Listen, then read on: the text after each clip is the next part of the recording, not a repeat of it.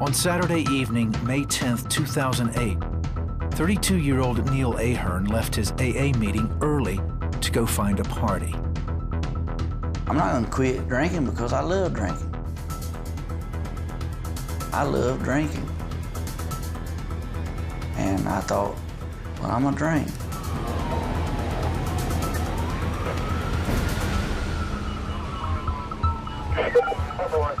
There were no witnesses to the crash, but at the scene, local fire and rescue found Neal lying on the pavement with massive head injuries.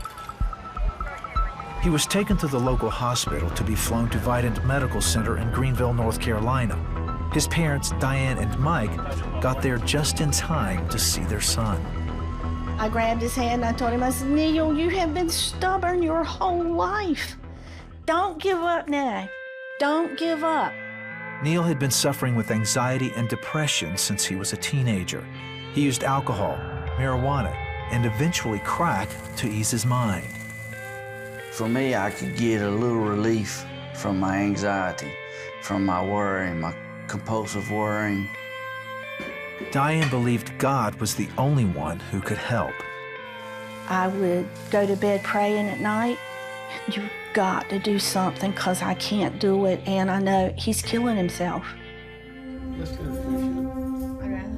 As Neal got older, he functioned well enough to hold down a job, get married, and have a daughter.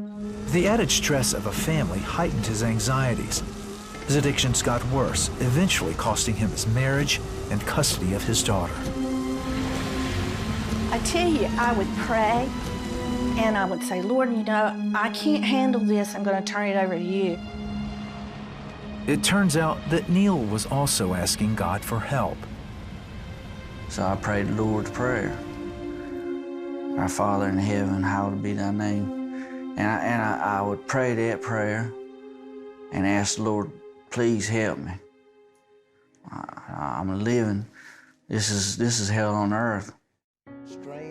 Then in April 2008, Diane was watching the 700 Club during CBN's Week of Prayer.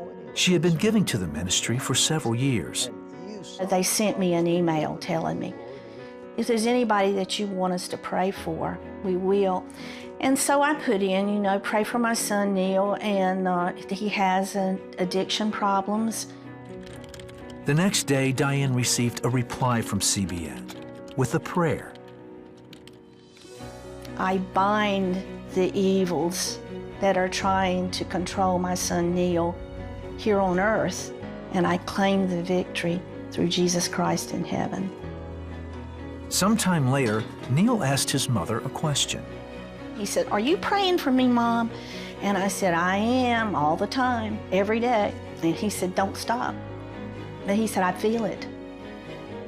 I know somebody was praying for me. 2 weeks later, Neal was in a hospital with a crushed skull. A life flight to nearby Vidant Medical Center, his only chance of survival. Diane spoke to the pilot before they left. He said, you know, if you want to say goodbye to him, we're going to let you. First thing popped into my head is they don't expect him to live. The doctors at Vidant explained that Neal had massive brain trauma and would probably be in a coma the rest of his life. Even if he came out of it, his mental capabilities would be extremely limited. As Diane prayed over the next week, she felt God telling her something different. And I'm crying and I'm reading the Bible and praying, and I heard a voice says, don't worry, I've got him.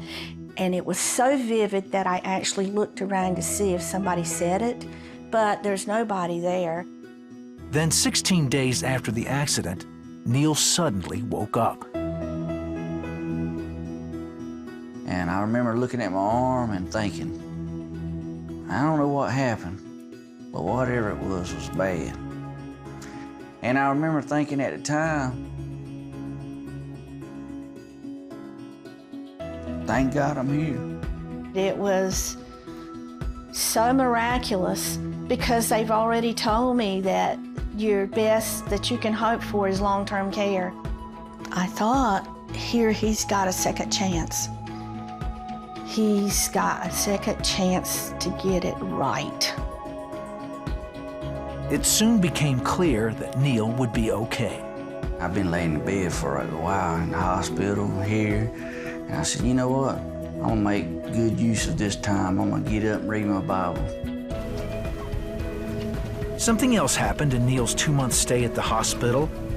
He rededicated his life to Jesus Christ. There ain't but one that would have known that this was what it would take to turn my life around. I've learned He's my Lord and Savior, and and I felt Him. I felt that peace that surpasses all understanding. I never want to lose that. And not only that, Neal says God freed him from his addictions to drugs and alcohol. I truly believe with all my heart that God took that desire away from me.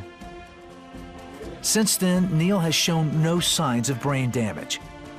Diane believes it was prayer, God's love, and grace that made her son a new man. Pray about everything and worry about nothing. And that's became my motto, no matter what.